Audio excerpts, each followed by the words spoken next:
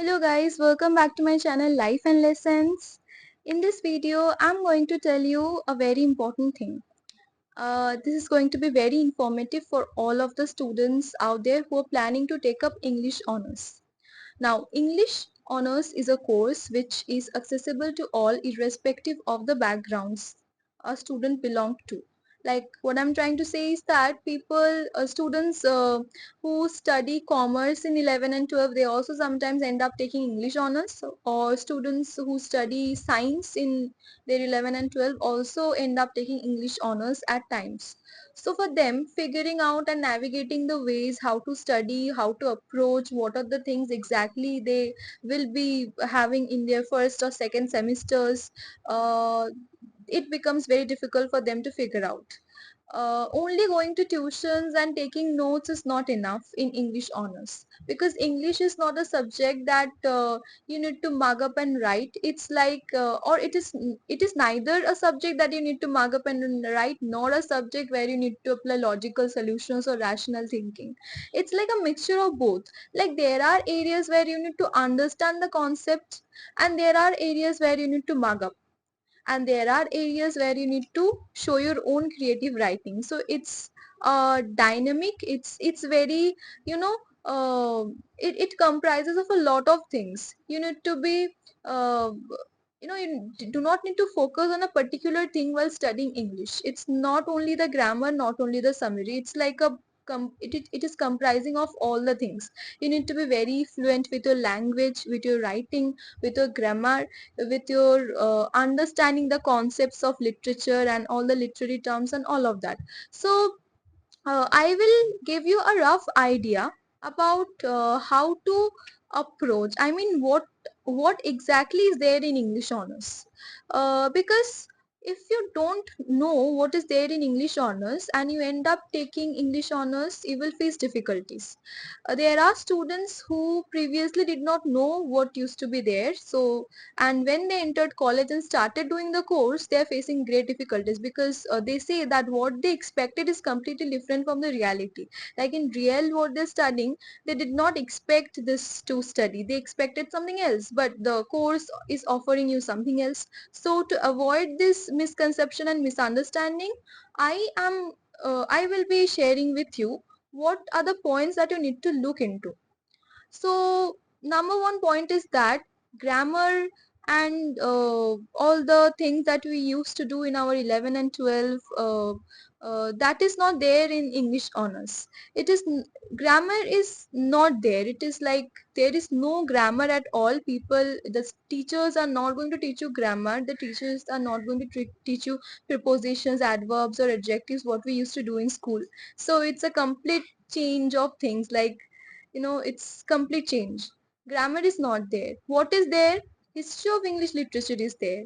Now history of English literature is a very vast thing. It's like a vast ocean, but it is there and you have to study. You cannot escape that, because if you are planning to stay with English after doing your graduation, if you are planning to pursue masters or give net exams and all of that, then history of English literature is a must, because it's a bedrock upon which your entire career of English will stand.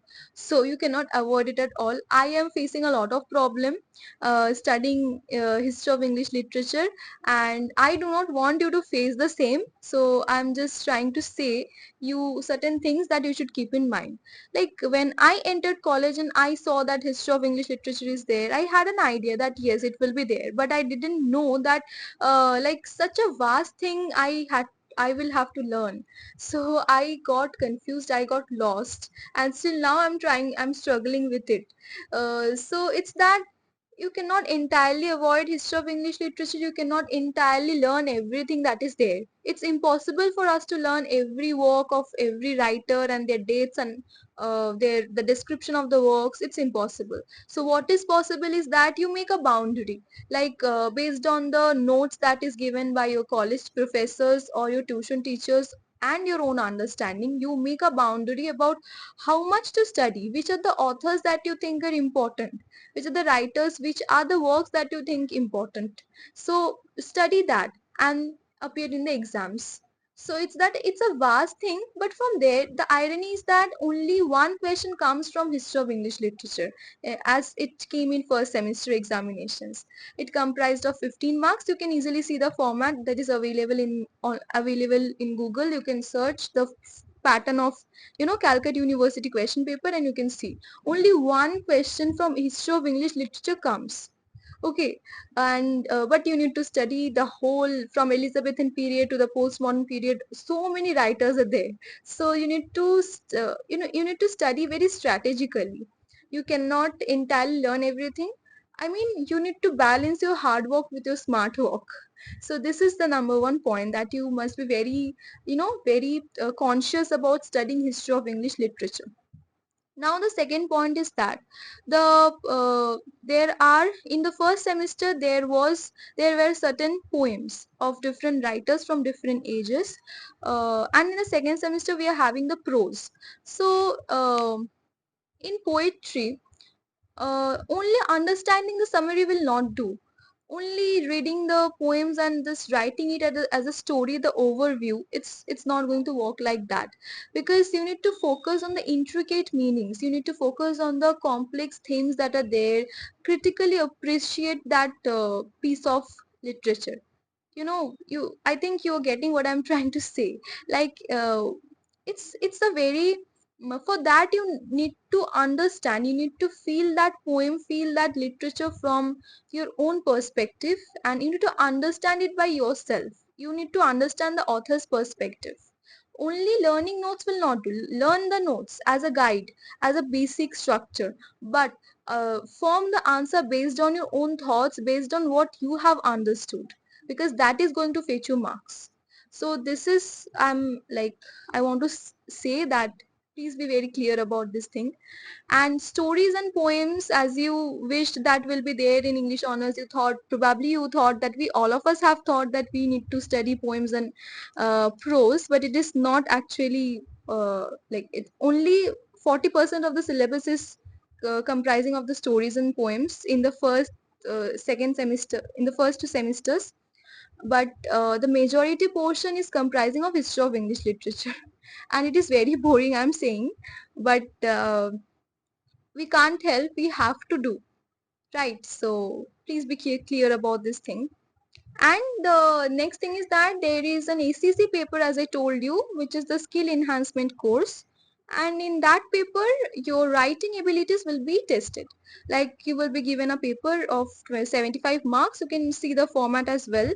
And there will be like report writing and letter writing, as you used to have in your school level. So I think that paper is easier compared to the major English major paper, because that is a creative writing, and that is completely unseen. But that is something which probably you have obviously practiced in your ISC examinations, during your ICSE examinations, or even the West Bengal board students and CBSE students. So it's a thing that you can all write, but the main focus is on the history of English literature and the authors and their works. This is the thing which is going to be very challenging. And I'm saying that the prose and the poems are not going to be very challenging. You need to be very thorough with it. You need to write. You need to practice writing answers. And another important thing is that time management. Time management is very important while you are preparing, while you are, preparing for the exams. Then also, time, just manage your time in a very proper way. Just distribute time equally to all your subjects, because there are a lot of subjects that comes to you in the first two semesters, so you cannot avoid them. You have to study, but then you have to, keep some time, extra time, for revising your major paper, because that is the main focus, right? You cannot avoid that. So please be very conscious about your time management while preparing, and also while writing the papers. Like, when you are writing a major paper, you will not know, time will fly away. You will not get an idea. You will start writing an answer, and instantly you will see that 3 hours have gone. So it's like, it is very important, because you need to write long answers, and for almost 5-6 pages. and also in proper grammar, proper spellings and the proper themes, everything must be there in a proper way. So it becomes very difficult. The mistake which I did was that I didn't practice writing before the first semester examinations, but I don't want you to do the same. I think that you should practice writing at least one or two questions. Okay, set the time and then write. So that will help you. So basically this is all that is there in this English paper and the ACC paper. I hope that I could make myself clear, and the syllabus is always present in the website. You can go and check, and you can decide and plan your strategy accordingly. I hope it helped. Thank you.